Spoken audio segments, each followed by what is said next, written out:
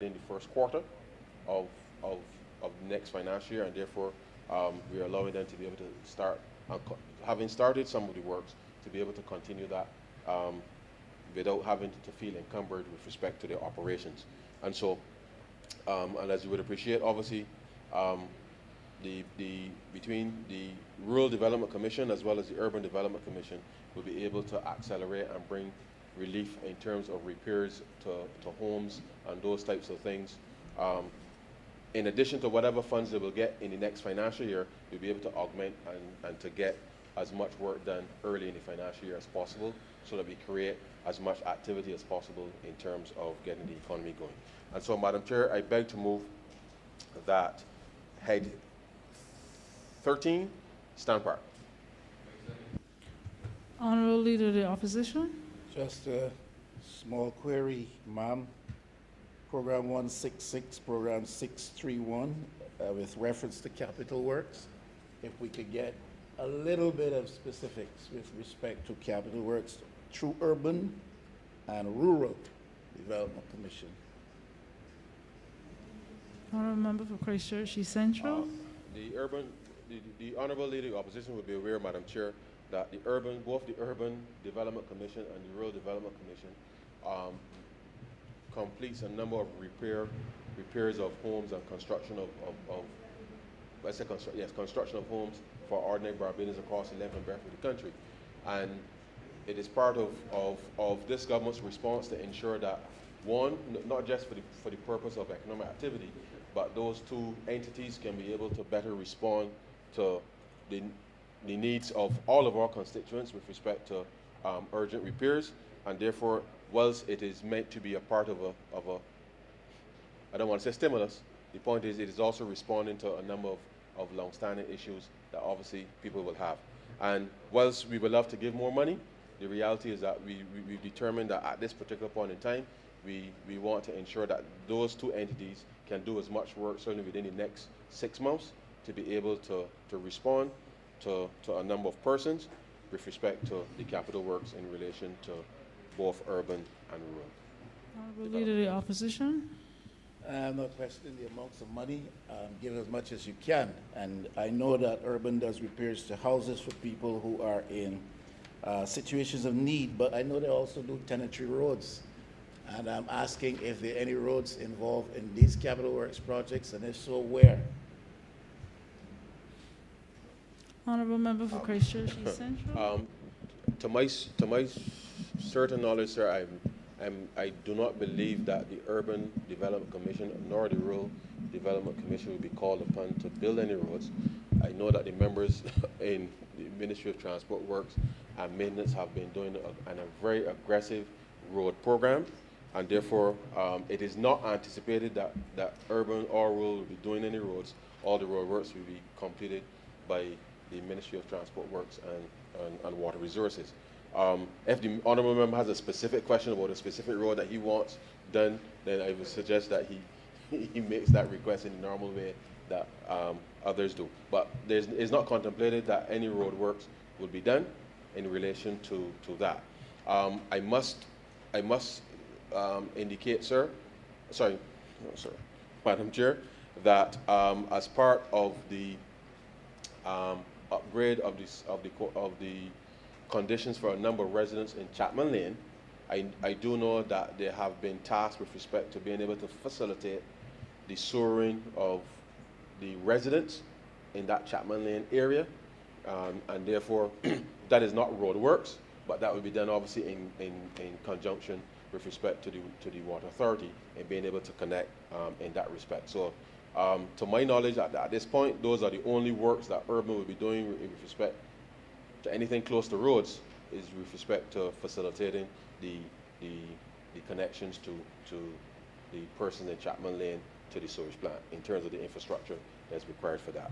Honorable Leader of the Opposition. Ma'am, is the honourable member saying that as far as tenantry roads construction or repairs concerned, this will no longer fall to Urban and Rural Development Commission? Is that what I'm being told?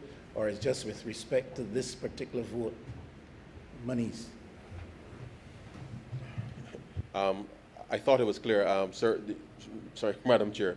The Ministry of Transport and Works and Maintenance will be undertaking the road works across the country. The focus here, and has always been since we've come to office, was that urban and rural will focus on house repairs and other issues relating to residents, as opposed to building roads in communities. And I hope that that is as clear. Unless that policy changes, that's the policy that I'm aware of, and that's the provision that we're making with respect to these entities in relation to that. I hope that's clear. Honorable Leader Thank you, Opposition. Honorable Member for Christchurch East and East Central. And does the pit toilets program get addressed in any ways under these monies here?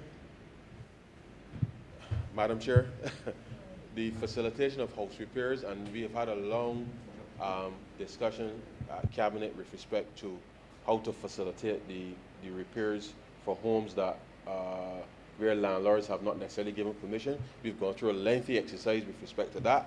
It is the intention that with the repairs to the homes, that obviously the elimination of pit toilets, which has been one of this government's strategic objectives, that some of these monies obviously will be related to be able to accelerate that program. And so the elimination of pit toilets in conjunction with any other house repairs is part of the mission of both the Rural Development Commission as well as the Urban Development Commission. Honorable Leader of the Opposition. And ma'am, is the honorable member in a position to tell us how many pit toilets would have been addressed in the St. George North constituency since November? I do not have I do not have that information on hand, Madam Chair. But the reality is that house repairs by both urban and rural, Madam Chair, are national issues. And therefore, to try to single it to one constituency, I think it would be unfortunate. But the reality is we're making provisions for the elimination of pit toilets, as well as to address a number of key house repairs for residents across the country. As I said, I wish that we could give more, that we could do all at one time, but that is not practical, Madam Chair, and therefore I beg to move that Head 13 stand back. Honorable Leader of the Opposition. Ma'am, the honorable member can't say that pit toilets is a general national situation, therefore I can't ask that with reference to any particular constituency. I got 80 votes because I can promise anybody to do a pit toilet. I'm asking if in St. George North any have been done since November, and what is the number? I think that's quite pertinent as a question. Honorable Member for Christchurch East Central. Madam Chair, I'm sure that when the report for the Urban Development Commission is laid in the Parliament, that he will be able to see how many pit toilets were done, because that is not.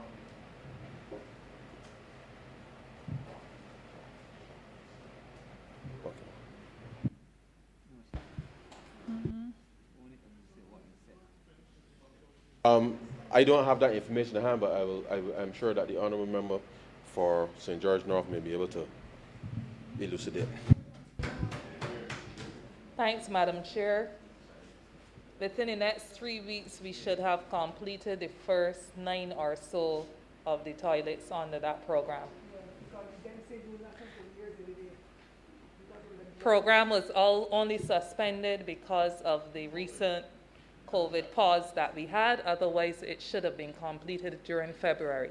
Thank you. With that, question is that Head 13 stand part. All honorable members in favor, please say aye. Aye. All those against, please say nay. Methinks the ayes have it. Head 27, Ministry of Tourism and International Transport, in the amount of $18,527,238. Honorable Member for Christchurch East Central. Sorry, Madam Chair. Sorry. Yes, Head 27, Madam Chair, comprises a few things which are critically important. Now, as you would be aware, one of the reforms that we put in place early on related to the introduction of the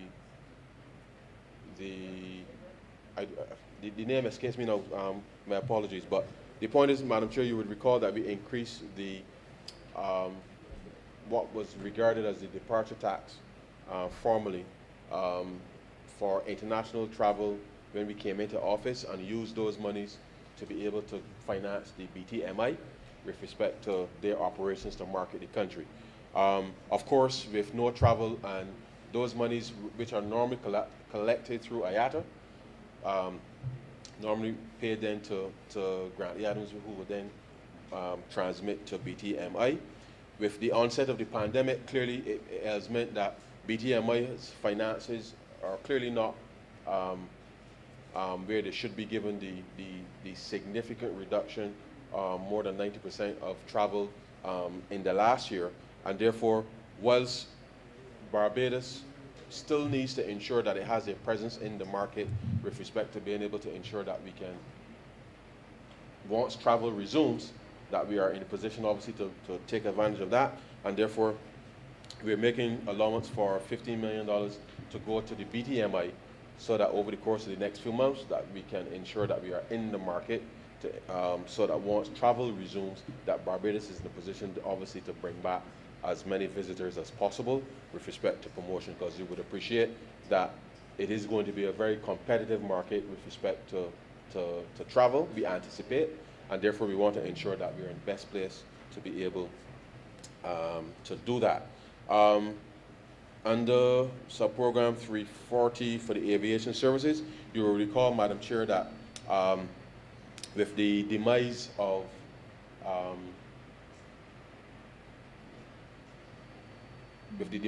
LEAC, and I'm being very guarded,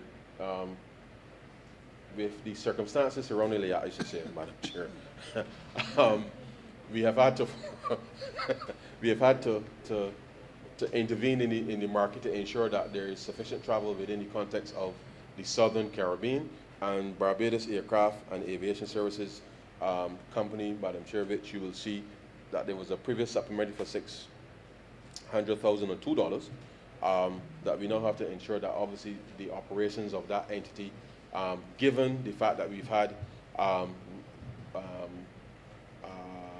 recent lockdown, and obviously with respect to what's taking place within the context of the Eastern Caribbean, we are making provision here to ensure that the company can continue to operate over the next 6 months, with the anticipation that with the uptick with respect to travel, that we'll be in a position obviously to allow the company to be able to operate. And so once the company was formed, obviously in the midst of being able to respond to reduce travel, this is now just to ensure that we can keep services coming in and out of Barbados for the Eastern Caribbean, and to ensure that Barbadians or persons wanting to travel to Barbados would be able to do so. The other sum of money, Madam Chair, relates to where is it? Sorry. Yes, the other sum of $1,559,682 relates to the rebate with respect to visitors, which is being asked for to reimburse persons and Barbadian nationals who, obviously because of the issues surrounding the testing earlier in the year, that we give a refund with respect to both visitors and Barbadian nationals who were impacted in terms of the receipt of their COVID results. And so those sums are being asked with respect to being able to do that. That will go to BTMI as well, Madam Chair, to be able to effect those payments to individuals. And so, Madam Chair, I beg to move that Head 27 stand part. Honorable Leader of the Opposition. Ma'am, the Minister of Finance is saying to us, the Minister in the Ministry of Finance is saying to us that we need about $2 million to facilitate inter-Caribbean airways in the absence of high numbers in commuting traffic across the region. I wonder if the Minister is in a position to say anything to us about the Barbadian LEAT workers who are in distress for the past year. I raised that matter in the debate, and the estimates was after the Prime Minister has spoken. The Minister in the Ministry of Finance in the debate made no reference to that. What is in the offering by the Barbados government to help the plight of LEAT workers, not only pilots, but people on the ground here who work with LEAT? What is in the offering by the government, if anything, to help to redress the sad plight of those people who've been suffering for over a year, while we move with this dispatch to find $2 million to facilitate inter-Caribbean airways? That is on the program. That is on the program. What is it? 340. And on the program 40, subprogram 760, the monies which will go to form part of a rebate for those who had unfortunately been left a bit stranded here because government was unable to honor its commitment to provide them with testing results, therefore inconveniencing them and causing them to incur costs. How many people are being represented in these numbers? And is this the end of it, or should we expect more to be asked for in rebate for additional numbers? Mr. Honourable Speaker, Member for St. Joseph. in relation to the query proffered by the Leader of the Opposition in relation to the Act, this is the second time in the course of these debates that he has raised the issue. And I think that it would be good to spend a moment to set the context for what we're talking about. There are two sets of LEAT workers. The Leader of the Opposition speaks of them as though there's an amorphous group of people called LEAT workers. One set of LEAT workers were employed by LEAT in Barbados, and those workers paid contributions into the NIS. LEAT also paid contributions into the NIS on behalf of those Barbados workers. Again, they were employed by LEAT in Barbados, and statutory contributions were made out of their wages and on behalf of the employer to the NIS. There is a legal obligation on the part of the National Insurance Scheme through the Severance Payment Fund to make payments to those individuals. What is little known, though, is that the management of LEAT under administration has refused to cooperate with those employees, again, the Barbados-based employees who paid in. So money came out of their paycheck every month, and they're entitled to get it back. But the LEAT administrators refused to cooperate to stop them from getting back their money. The second set of LEAT workers, Madam Chair, are those LEAT workers, largely pilots and some flight attendants, who were employed in Antigua, who paid taxes in Antigua, who paid into the NAS fund of the government of Antigua and Barbuda. Okay? When LEAT essentially collapsed, the claim that they may live here, but they were employed in Antigua. So their claim is against the Antiguan Severance Payment Fund. The government of Barbados is under no obligation whatsoever to make any payment to them. None. They opted for the benefit of being employed in Antigua, earning hefty salaries in Antigua, paying into they had all the benefits of living and working there. As a caring government, and some of them are not Bajans either, so don't fool your foot. Some are non-Bajans who happen to be living in Barbados. this caring government decided that we would leave no one to the wolves. And as far back as I think July or August last year, we gave every single one of those employees, whether they paid in here or paid in Antigua, we gave everyone a payment. We have determined that it would be appropriate to see how we could make some kind of payment ex gratia, entirely ex gratia basis, to those unfortunate souls who work for LIAT, were contracted in Antigua, but who live here. But it is an ex gratia payment that would be made when the details are worked out. So I want to assure the Honorable Leader of the Opposition that this is not something that is forgotten by us. But he must not speak of it as though we are in breach of some obligation to the LIAT employees. That is not the case. In fact, other than a moral obligation, if you want to call it that, other than an obligation on a humanity basis, the government of Barbados, and I'm speaking as AG, has no legal obligation to those individuals whatsoever. Put another way, they made up their beds in Antigua, and therefore their fortunes are left in the hands of the Antiguan administration. But notwithstanding that, the Minister of Tourism is working out a program to come up with some numbers, and I hope, Mr. Speaker, I expect that within the next few days we'll be in a position to say to the public what ex gratia, what gratuitous assistance we'll be planning on giving those non-Barbadian, not in terms of residence, but in terms of their employment, those people who were employed in Antigua and paid their dues to the Antigua government. We're working out what we can and will give them on an ex gratia basis. Thank you, Honorable Leader of the Opposition.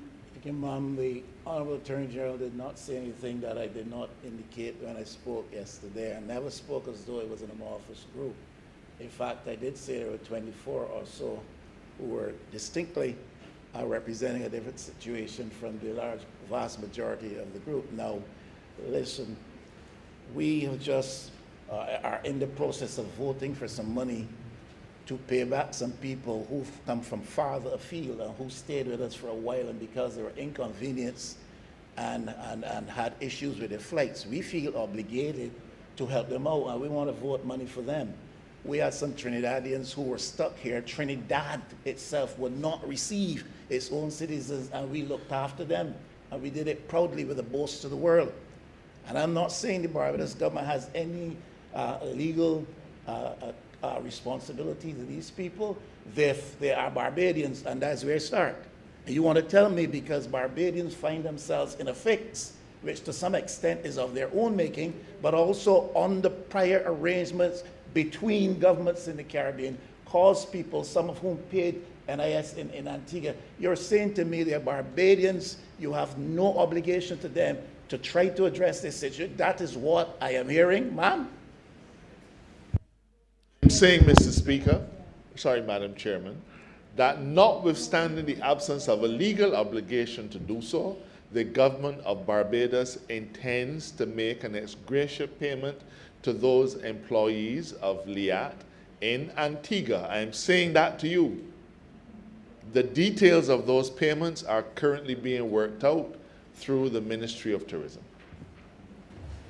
Question is that head 20, sorry, Honorable Member for Christchurch East Central. No, I want to, before I ask for the head to stand part, I wanted to specifically respond to let the Honorable Member be aware that as late as December last year, every former LIAT employee received a payment of $2,400 in December, and therefore we have already started to facilitate some kind of payment to them. The reality of it is, I think the Attorney General has made it quite clear that the issue here is what is the quantum, given that there are persons for whom the government have had to, through our own severance fund, make payments to, because of the circumstances of COVID, but those persons who work and reside in Barbados and clearly would have contributed to the National Insurance Fund. Obviously, the relativity is important, and therefore those are the details to which he refers, but we have given a commitment that we will make some redress with respect to the matter, but it is purely on the basis of the fact that there has to be some level of parity with respect to the process. The other member also asked how many persons, to date we have, how many persons the rebate will refer to. To date, there's been 498 applications to the Ministry of Tourism with respect to the rebate process, and therefore those are across the classes of hotels in the country, and therefore the provision is being made with respect to being able to honor that. So, Madam Chair, I beg to move then that head 27 stand part. Question is that head 27 stand part. All honorable members in favor, please say aye. All those against, please say nay. Methinks the ayes have it. Head 33, Ministry of Home Affairs, Information and Public Affairs, in the amount of $5 million. Honorable member for Christchurch East.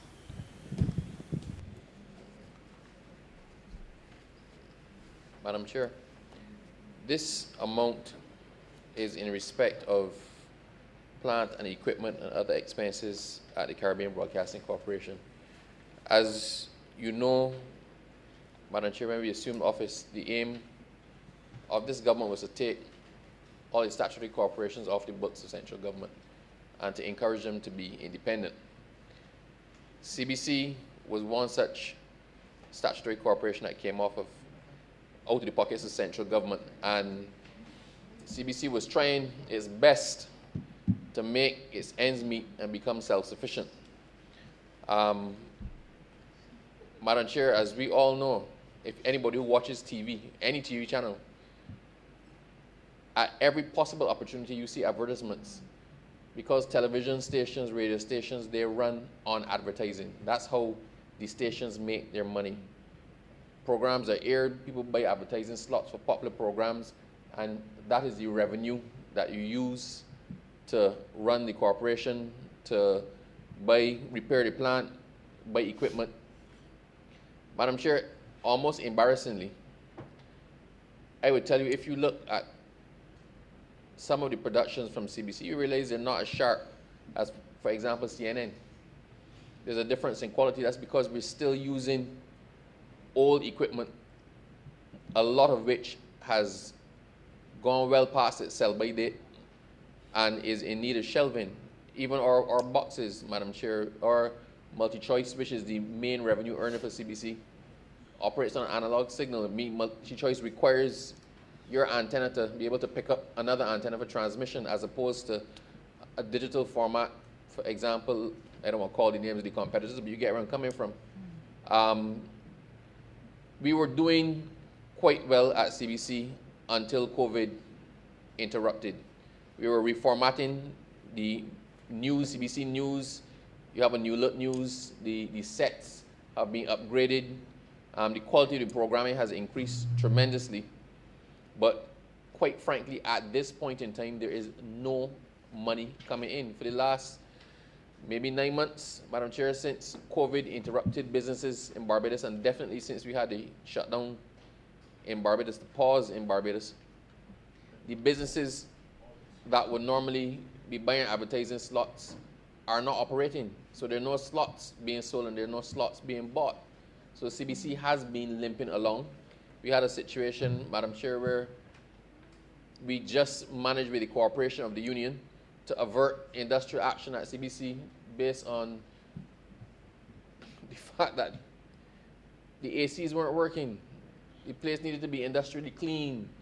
The equipment was breaking down. It's not a happy place to work. We have great plans for CBC, but in the interim, the bills need to be paid, the ACs need to be fixed, the place needs to be industrially clean, a lot of repairs need to be done, the parts of the roof that are dropping in. I don't want to paint too horrible a picture, but it's a dire situation, and there is no money coming in. So with the requisite amount of shame, Madam Chair, I had to go cap in hand to the Minister of Finance and say, help me out. Because quite frankly, we can't afford for our television station to get to the point where it closes down. CBC has other expenses as well that we're trying hard to resolve. Like everybody else, we're keeping our fingers crossed that the period of national pause will soon be coming to an end and normal commerce and business can resume and we can start to get back with the advertising revenue. We've had some recent successes that shows what initiative in straitened circumstances can accomplish. And Madam Chair, I look forward to the new dawn of CBC because I believe that with a restructured format, with a lot of the new talent that is there, with new technology, we can accomplish many great things. But at this point in time, we have a hole. We have a hole that we have no way of filling, and we had to approach the Ministry of Finance to ask for a bailout. And the amount of $5 million, Madam Chair, is to allow us to do some much needed repairs, to replace some equipment that is completely gone through that they no longer even make parts for, and to allow us to limp along a little bit more, Madam Chair, until we can put ourselves in a position where we can stand on our own 2 feet and generate some revenue. So with that explanation, Madam Chair, I ask that the head do stand par in the amount of $5 million. Honorable Leader of the Opposition. Just a couple of questions.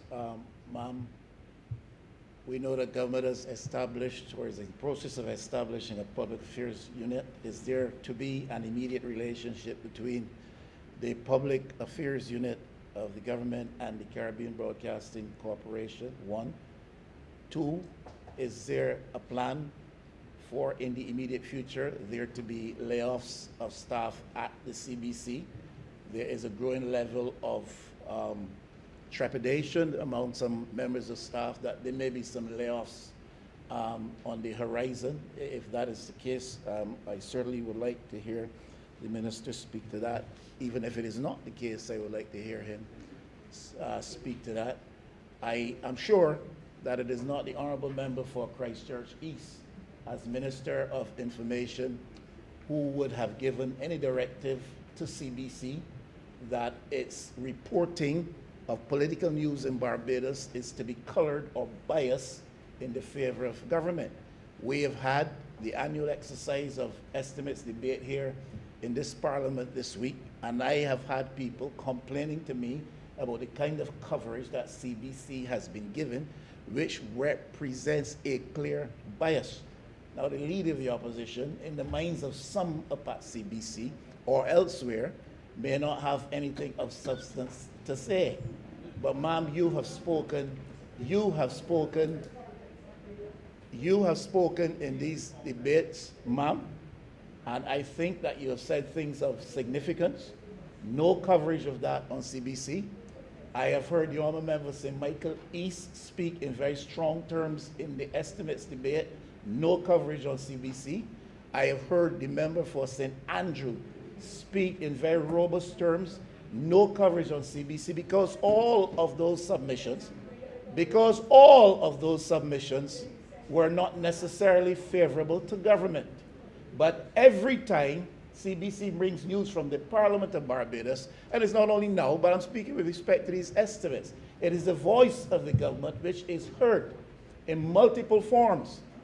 You hear that voice given the side of the government, but other people are not allowed to speak.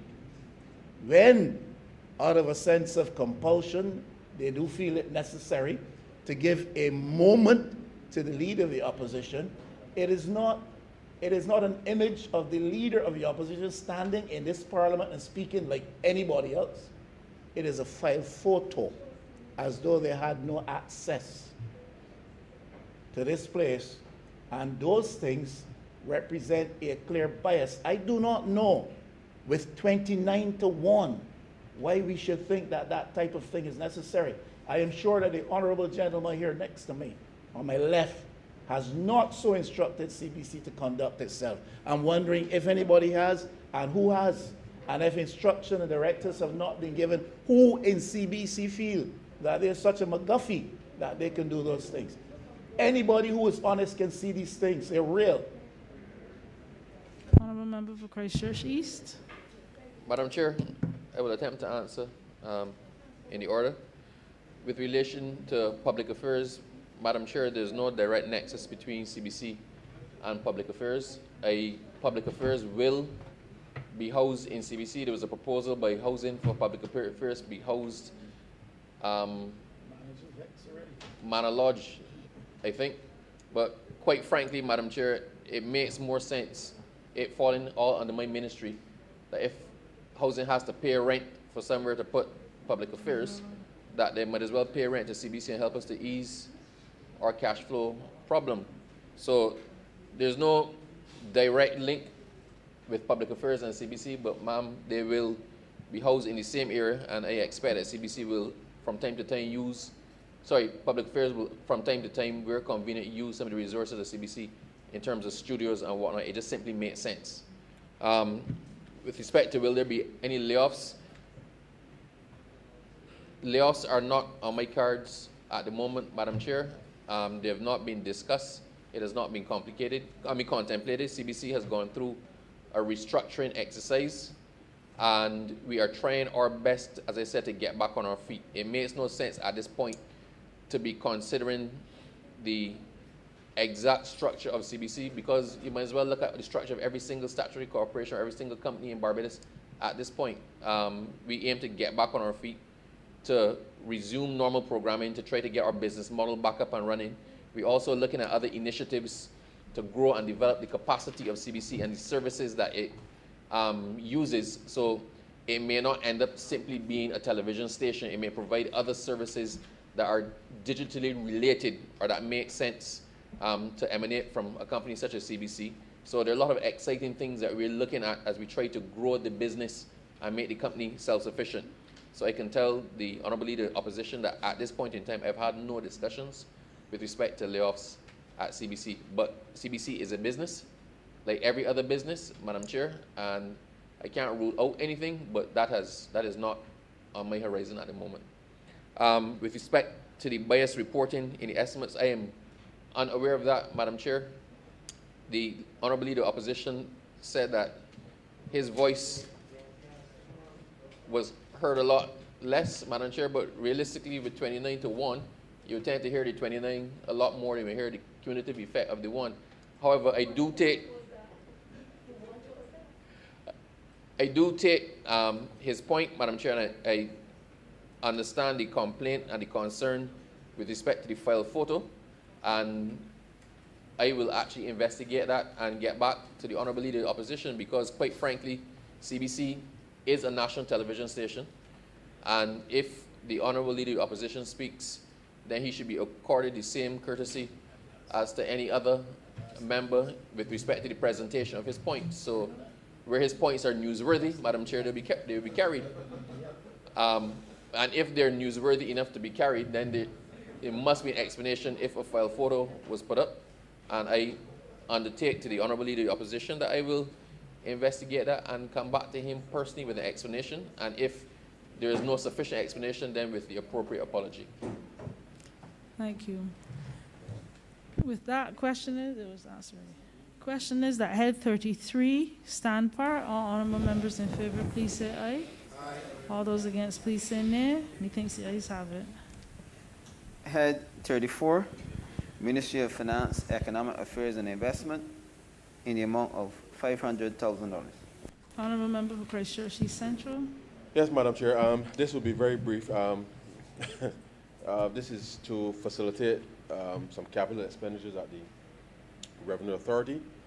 As you know, they're still in the process of upgrading not just the software systems, but certainly some of the key infrastructure. And therefore, this $500,000 is to help facilitate that process at the Revenue Authority. And so, Madam Chair, I beg to move that head 34 stand par. Question is that head 34 stand par. All honourable members in favour, please say aye. Aye. All those against, please say nay. Methinks the ayes have it. Head 35, Ministry of People Empowerment and Elder Affairs, in the amount of $10,696,578.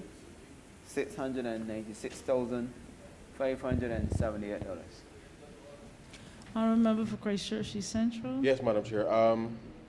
again, as you are well aware, the government undertook during the national pause because of the severity of the shutdown to provide a range of care packages for the citizens of this country. And therefore, the monies being asked for here has already been expended through the coordination with the Ministry of People Empowerment, the Government Procurement Department of $8,696,578 is with respect to the provision of that exercise that was executed by the Barbados Defense Force. Of course, Madam Chair, this exercise is one of those things that certainly highlighted why it's important for Barbadians to cooperate, certainly with authorities. It is critical that we appreciate as well that these expenditures was unforeseen, that it is part of government's response in order to ensure that persons, along with the small business relief that we did, that this really was intended to ensure that most Barbadians were able to see themselves through that particular period of time in order to get through and support their families. The other bit of money, Madam Chair, is to also facilitate the continuation of the program to be executed from the National Assistance Board of $2 million in terms of the elderly care program, and therefore these monies are to augment what we voted previously in order to ensure that you can go through the remainder of this year in order to be able to execute that program. And so these two specific initiatives, Madam Chair, is part of government's COVID-19 response in terms of, on the one hand, ensuring that persons the elderly in our community who are the most vulnerable can be attended to. And then the other substantive program was the delivery of in excess of 60,000 care packages to homes for families, across the length and breadth of this country. And so, Madam Chair, I beg to move that head 35 stand part. Question is that head 35 stand for. All honourable members in favour, please say aye. All those against, please say nay. Methinks the ayes have it.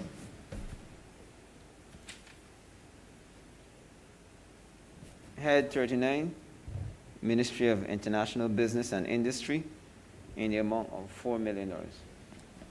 Honourable member for Christchurch East Central. Yes, Madam Chair. Again, to facilitate the operations of the Barbados Investment Development Corporation, the sums of monies are being transferred to facilitate their continued operations, certainly into the next financial year. And so what you will see here is just similar to what we did before under PMO, with respect to being to ensure that these entities can support the growth in the economy, certainly within the context of the first half of the next financial year, by way of the timing of the expenditures. And so, Madam Chair, I beg to move that head 39 stand for. Question is that head 39 stand for. All honourable members in favour, please say aye. All those against, please say no. Methinks the ayes have it. Head 81, Ministry of Transport, Works and Water Resources, in the amount of $3,378,670. Honourable member for Christchurch East Central. Yes, Madam Chair. So there are two aspects to this resolution. As you're aware, whilst the government is in the process of being able to roll out the digital ID, we took a decision, obviously, that we would want to be able to facilitate the upgrade of all of our systems. But obviously, in the interim, there are persons who still have to travel abroad with respect to, and drive, and therefore, in anticipation of that transitional period with respect to when other countries will be able to read our digital ID, it is still important that we are able to facilitate those who have to travel overseas to be able to do their driver's licenses. But in the interim, as is the case locally, we're also making, through that digital ID process the ability for law enforcement obviously to recognize who has a driver's license or not. But this particular provision here is to just to facilitate the license authority being able to continue to print driver's licenses for those persons who will have to travel overseas with respect to that. And obviously until persons have received their digital ID, that persons can get their driver's licenses in the interim until that happens. The subsequent part, and this is a little bit of an early advance, as you were aware, the Transport Board, Madam Chair, has been transformed, certainly with respect to the provision of the new buses, but as you would appreciate, whilst we've had some cost reductions with respect to the fuel and all of those things, the reality is that under a COVID environment, the revenues clearly have been impacted with respect to the operation of the board, and therefore we are advancing to the Transport Board through this supplementary $2.75 million to be able to help the Transport Board obviously manage its way through this very difficult period. And whilst these are sums that are important, obviously as we get back to normality, then we would expect that with ridership and the economy back to some level of normality, that the Transport Board, just like every other entity, certainly in the context of the economy, will be able to start to see some level of normality resume, especially as it relates to the finances. And so, Madam Chair, both sums, sorry, I beg to move that head 81 in the sum of $3,378,670 stamp part. Question is, Honourable Member for Christchurch East. Madam Chair, simply because it's convenient at this time, before we lose the context, to just very, very briefly allay the fears of the Honourable Leader of the Opposition with respect to his concerns about CBC under the last head. Head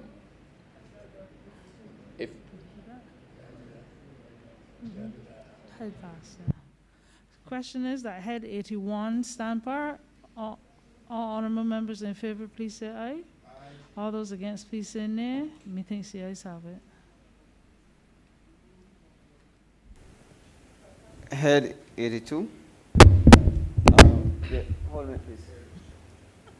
Head 82, Ministry of the Environment and National Beautification, in the amount of $8,220,000. Honourable Member for Christchurch West Central. Madam Chair, just want to say that the $6 million is required to facilitate the payment of 100,000 rollout carts for the sanitation, 80 cart lifters, 75 handheld computers, and 40 truck radio frequency identification units, and that obviously is to augment the efforts of the sanitation as we seek to help with the physiological integrity of the workers, and certainly as it relates to the workers' conditions, and to support, of course, the fact that we have to look at the protecting our workers in the current environment in terms of lifting those heavy cars. The second sum is the $2,220,000, which is to facilitate the procurement of climate control containers to help with the Ministry of Agriculture and Food Security as it relates to the medicinal cannabis industry, in order to be able to augment that industry and to ensure that there is proper germplasm and all the other scientific facilities to ensure that this industry is properly rolled out. So, Madam Chair, that is what, and to help out, of course, with the civil works associated with our National Botanical Project, and that speaks specifically to ensuring that we are able to have the infrastructure works, the utilities, and the road works for that, for the botanical garden. Please so move I the beg head. I beg to move that head 82 stand bar. Question is that head 82 stand part. All honourable members in favour, please say aye. Aye. All those against, please say nay. Methinks the ayes have it. Head 83, Ministry of Agriculture and Food Security, in the amount of $3,041,267. Honorable Member for St. Philip South. Thank you, Madam Chair. This amount of $3,041,267 is to help stimulate increased crop production. I would have spoken today about the CARE project, which is the Community Agriculture Response and Enfranchisement Program, which is an expansion of the feed program. This allows for us to now give support to farmers and communities, persons on the blocks, small plots of land, backyard farming, and of course to increase land to be available to farmers at Constant, Wakefield and St. John, Bath Plantation, and also to restore the chimney at Bath and create a vending area to make Bath site a tourist attraction. So, Madam Chair, I beg to move that head 83 stand part. Question is that head 83 stand for. All honorable members in favor, please say aye. All those against, please say nay. Methinks the ayes have it.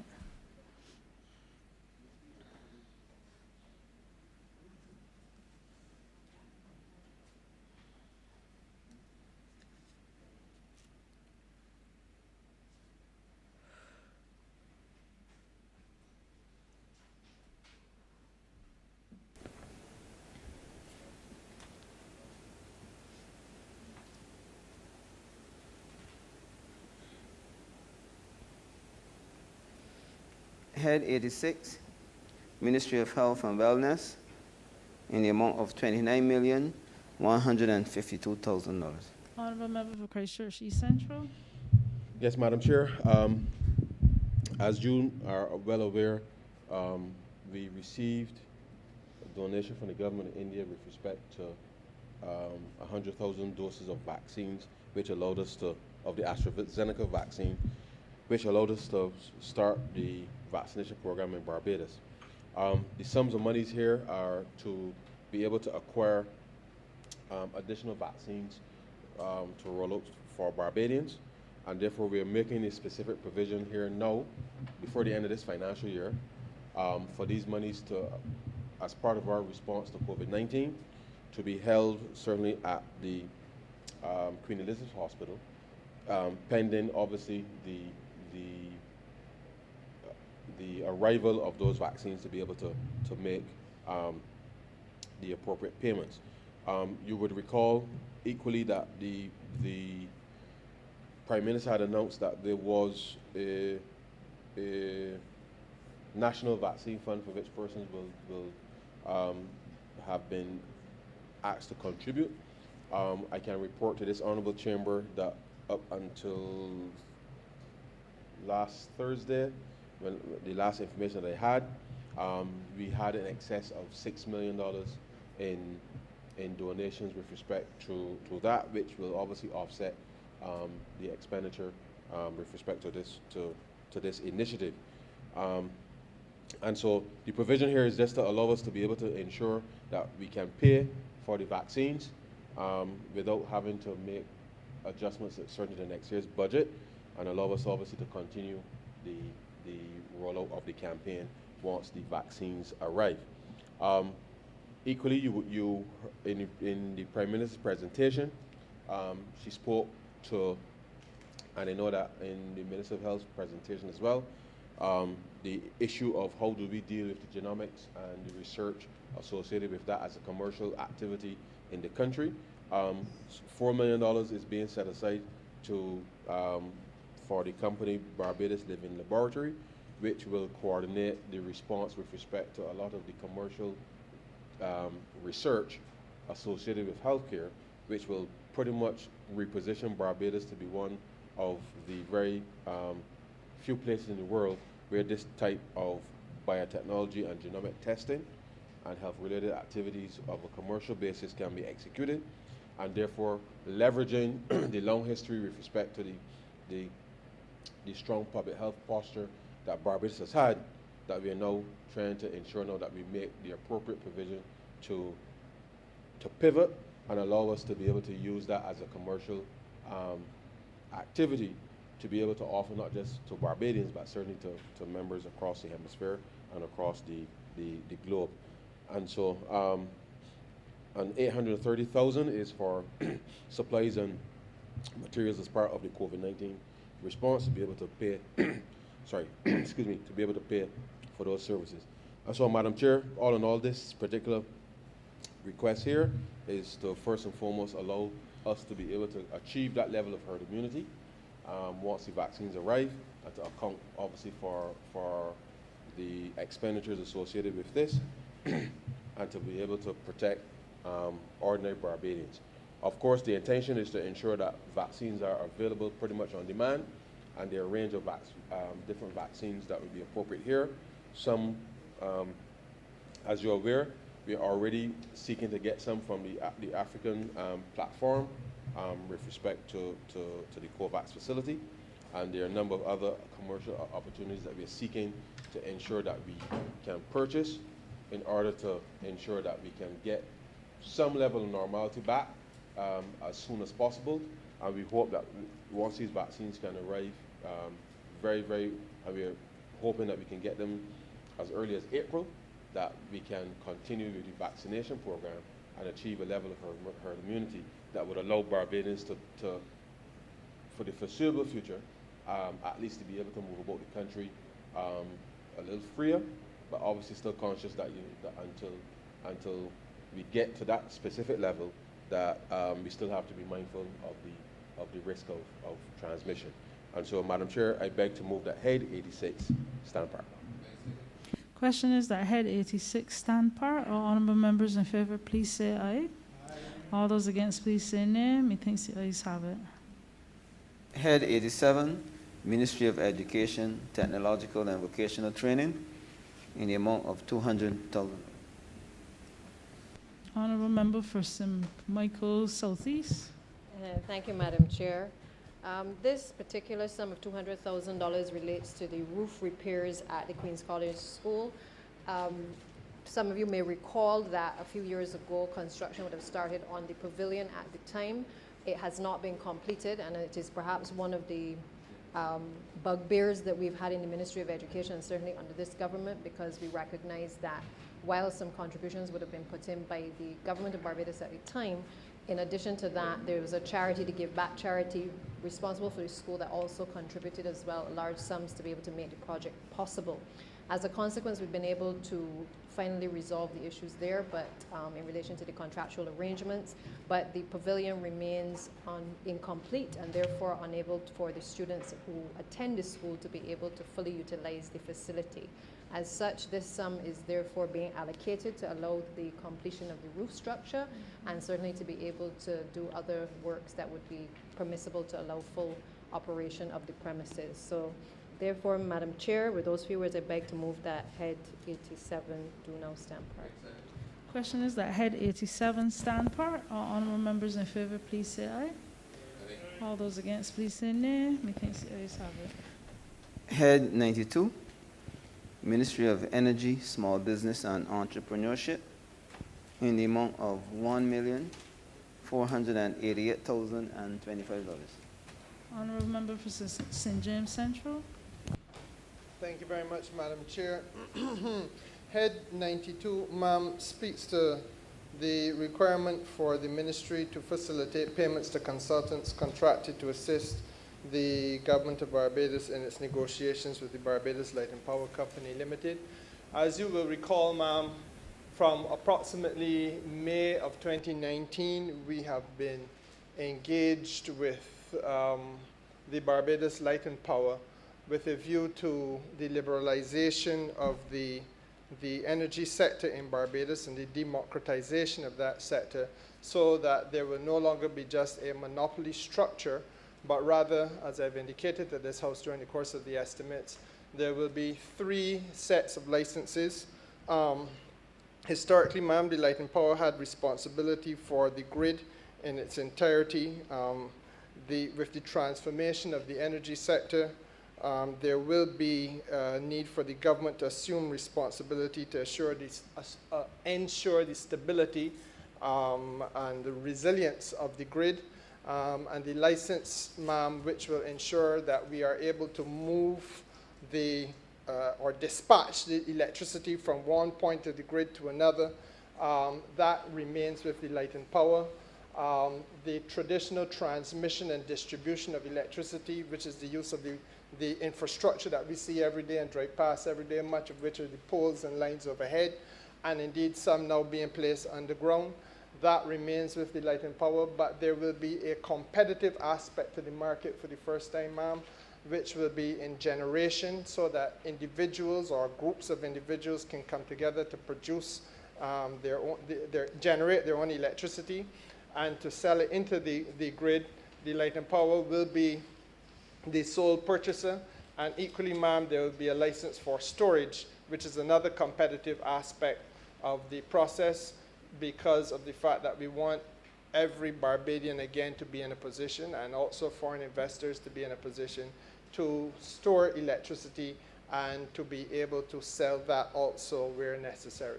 Now, ma'am, the consultants obviously had to do a lot of work over the course of the last 16 months or so in creating this new market structure, helping us to fashion the rules which would govern the market structure, and the issues, ma'am, that they would have advised upon would have been with respect to each of those sets of licenses to which I just referred the House.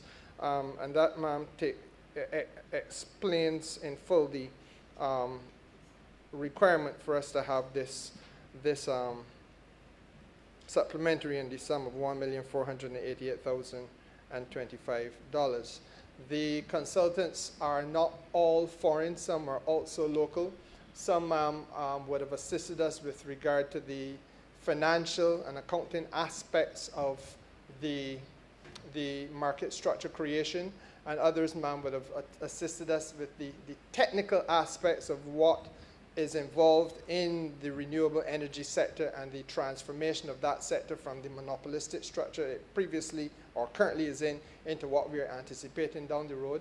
And beyond the technical, ma'am, also the legal, because as you would appreciate, there are substantial legal issues in creating a new market environment. I want to move, ma'am, that Head 92 stand part. Question is that Head 92 stand part. All honorable members in favor, please say aye. All those against, please say nay. Methinks the ayes have it. Head 93, Ministry of Housing, Lands and Maintenance, in the amount of $3 million. Honorable member for Christchurch West.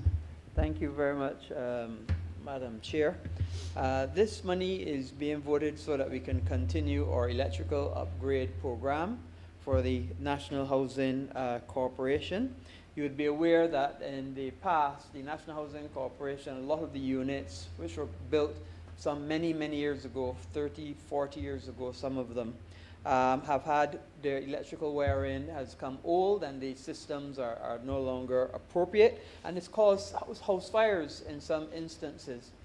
In fact, when I think of house fires in National Housing Corporation units, I remember being a new MP in 2003.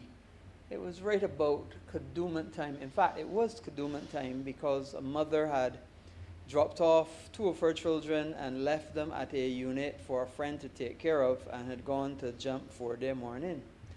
And there was a fire, and those two children were lost, together with the other 3 occupants of the house. And one of them actually lived 4 days before she then eventually died.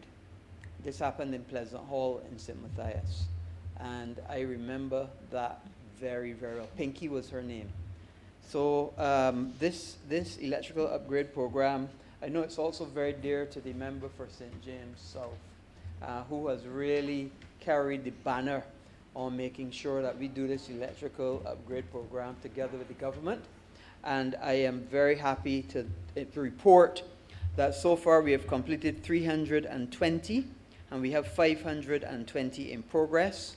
We're now prepping for Gall Hill for 148, Wharton 140, Eden Lodge 365 for commencement from mid-April.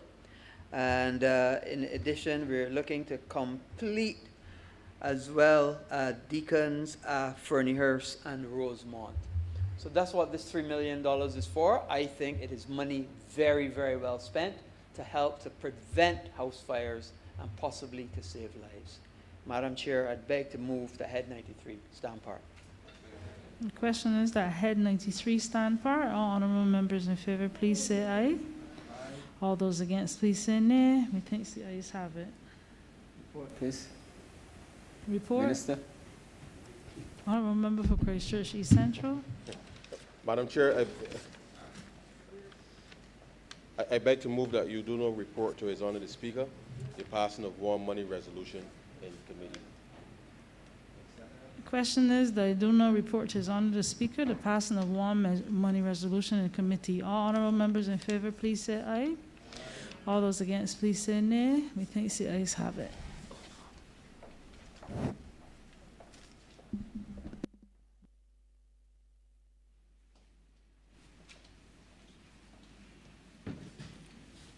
The chairman of committees has reported the passing of one money resolution in committee.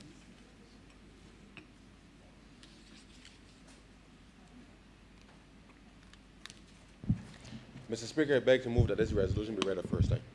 The question is that this resolution be read here first time. All those honourable members in favour, please say aye. Those against, please say no. Me think the ayes have it. Mr. Speaker, I beg to move that this resolution be read a second time. The question is that this resolution be read here second time. All those honourable members in favour, please say aye. Those against, please say no. Me think the ayes have it. Mr. Speaker, I beg to move that this resolution be now agreed to. The question is that this resolution be now agreed to. All those honourable members in favour, please say aye. Those against, please say no. Me think the ayes have it.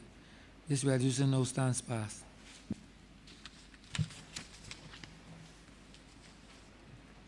Honourable Leader, Government Business. Thank you, Mr. Speaker. With that, we have come to the end of today's sitting, and the sitting for the entire past few days. It has not been a normal estimates debate by any stretch of the imagination. I don't think any of us could ever have imagined that we would still be in this place, certainly, but also that we would have been here under these conditions. And therefore, as I speak on the adjournment, I just want to say a special thank you to the entire team here at Hastings, at our new location. I want to say thank you to the clerks at the head table, to all of the administrative staff, the Royal Barbados Police Force, all of the people who pretty much helped to make what we do here possible.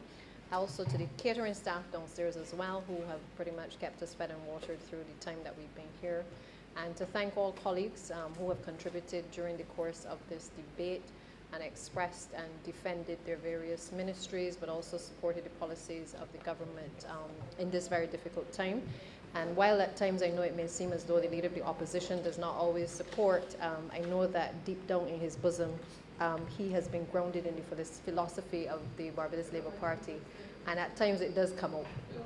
So we know in his heart where he stands, and therefore part of being the opposition, I suppose, is that you have to keep the government on its toes, and I believe that is what he tries his best to do. So with that, Mr. Speaker, I beg to move that this sitting be adjourned until Monday, the 29th of March at 10 a.m. The question is that this honourable chamber be adjourned until the 29th day of March 2021 at 10 a.m. in the forenoon. All those honourable members in favour, please say aye. Those against, please say no. We think the ayes have it. This honourable chamber stands adjourned until Monday, the 29th day of March 2021 at 10 a.m. in the forenoon.